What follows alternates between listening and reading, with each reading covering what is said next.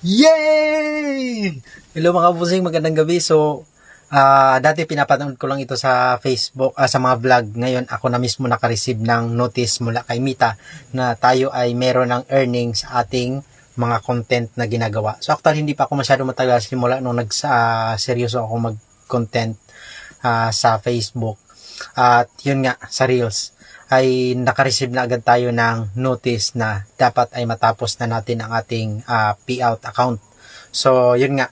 Actually, ang payout account po kasi ay mayroong expiration na dapat matapos natin within the duration na binibigay ni Mita sa atin. Kaya kung titingnan nyo po, sa akin ay wala pa siyang number kung magkano talaga.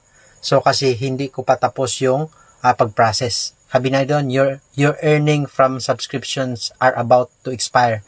So sabi nga po dyan, kung titignan po natin, finish setting up your payout account now or on by March 20 to receive your earning from subscription. So yan po. Sa mga content creator na nagsisimula pa lang, by God's grace, huwag po kayong panghinaan ng loob dahil meron pong tamang panahon ang biyaya ng Panginoon. Basta magsikap lang po tayo. So yan po. Salamat sa panonood.